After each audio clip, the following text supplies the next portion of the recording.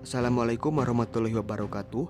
Saya Dede Misbah dari Fakultas Pertanian Program Studi Peternakan Universitas Insan Cendekia Mandiri kelas paralel 4. Di sini saya akan menjelaskan sedikit tentang cara mengurus ayam broiler kandang close house. Dalam membangun suatu peternakan untuk mencapai hasil yang maksimal, tentunya tidak lepas dari segitiga sama sisi, yaitu breeding, feeding, dan manajemen. Oke, sebelum membahas tentang bagaimana mengurus ayam broiler kandang close house, di sini saya akan menjelaskan dulu sedikit tentang ayam broiler.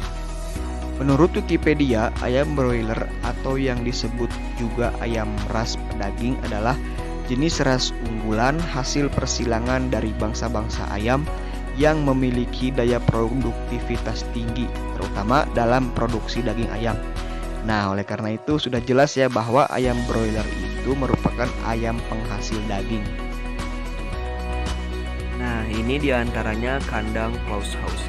Ini panjangnya tuh 120 meter dan lebarnya 12 meter. Oke, langsung saja saya akan menyebutkan tahapan-tahapan dalam mengurus ayam broiler.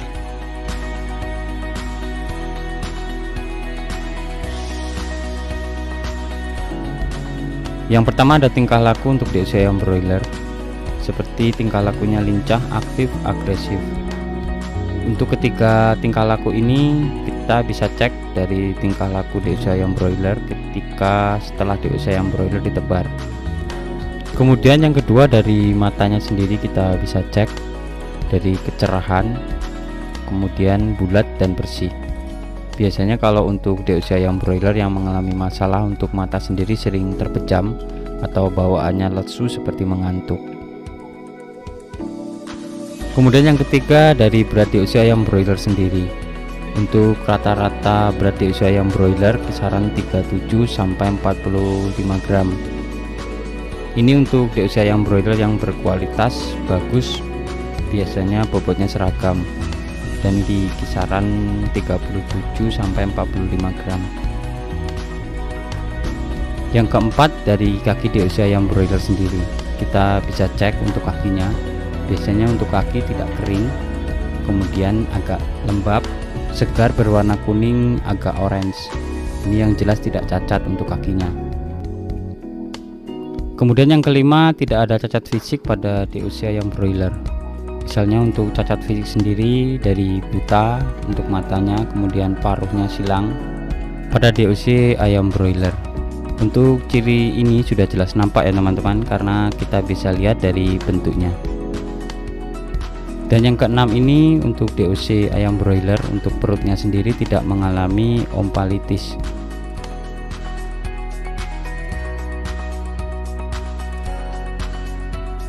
Sekarang kita lagi mengasih makan ayam dengan cara pakan otomatis. Sekarang kita menggunakan pakan starter yang digunakan pada umur 0 sampai sekarang umur 11 hari.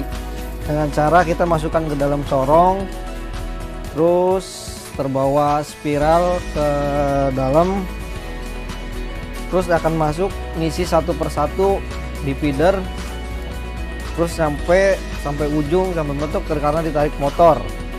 Untuk pemberian air minum kita menggunakan pompa yang dialirkan melalui pipa. Sebelum air masuk ke dalam kita menggunakan saringan biar air tambah jernih, terus menggunakan dosatron untuk pencampuran obat.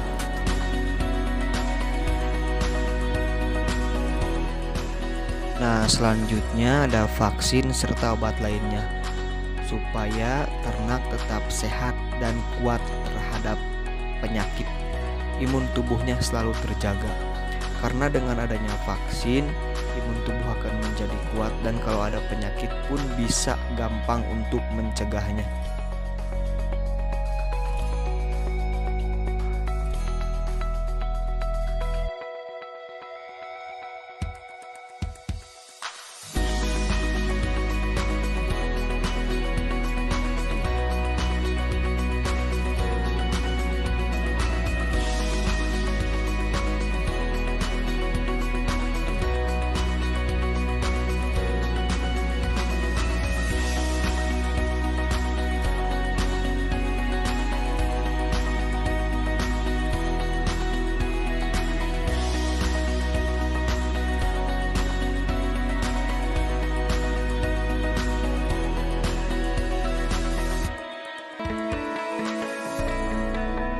Ayam broiler yang benar-benar berada pada lingkungan yang mendukung, pakan yang berkualitas, sistem perkandangan yang baik, perawatan kebersihan serta perawatan kesehatan dan pengendalian hama dan penyakit yang maksimal, niscaya akan memberikan dampak positif bagi pertumbuhan serta perkembangan dan bobot daging ayam broiler secara maksimal.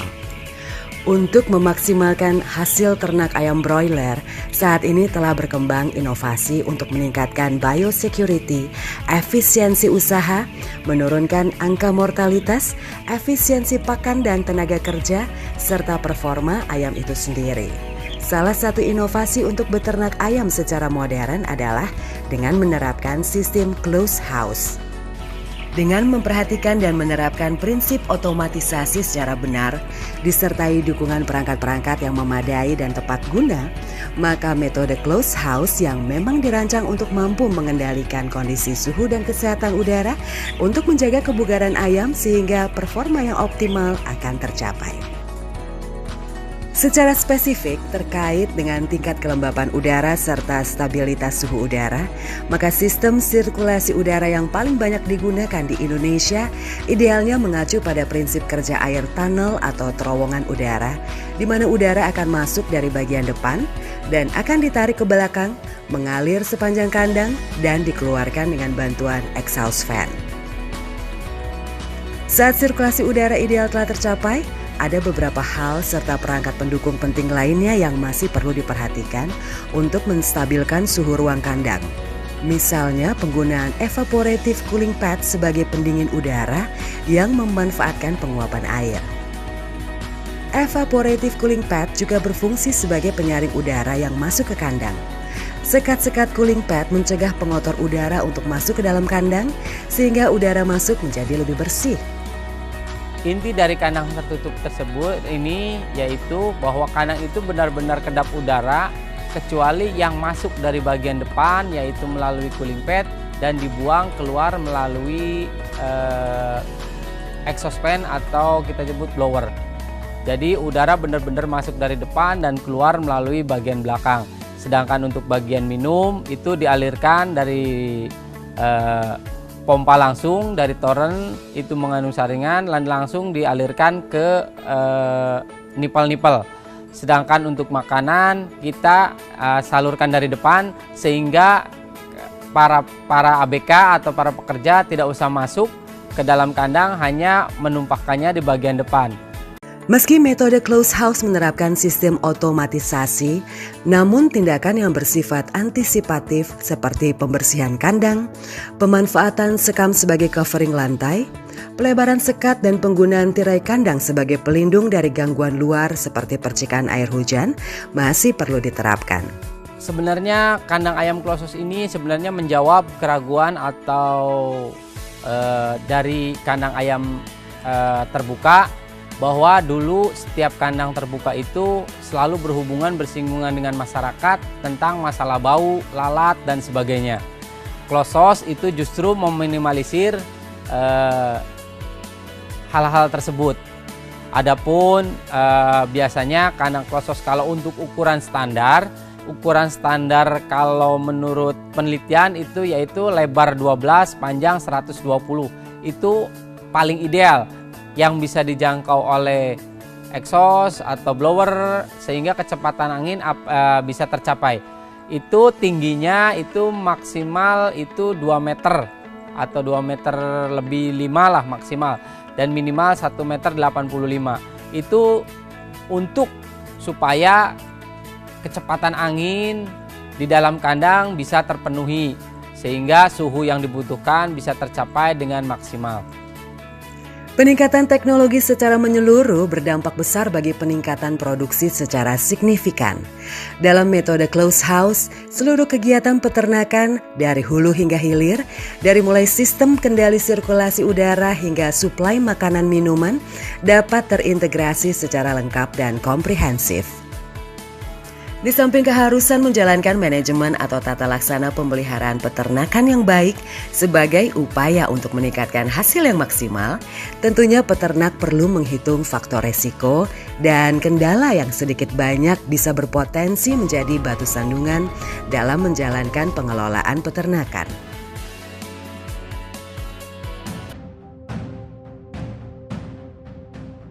banyak yang bertanya bagaimana prosesi panen ayam di kandang ayam yang jumlah populasinya puluhan ribu seperti ini.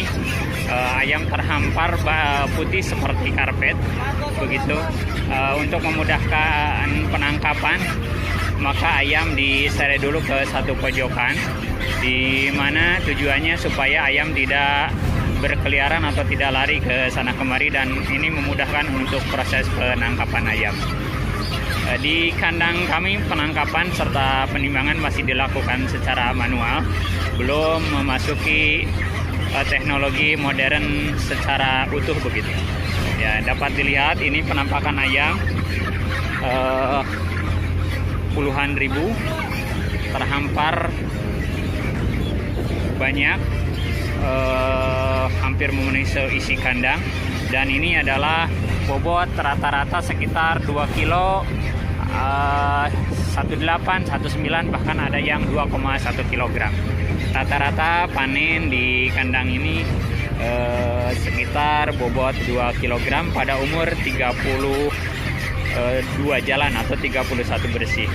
Nah, seperti inilah proses penangkapan. Setelah ayam diseret ke satu pojokan, maka para pelaku penangkap ayam yang sudah terbiasa atau profesional melakukan penangkapan dengan baik dan cepat, yaitu ada yang ditangkap kakinya 2 ataupun ada yang sebelah.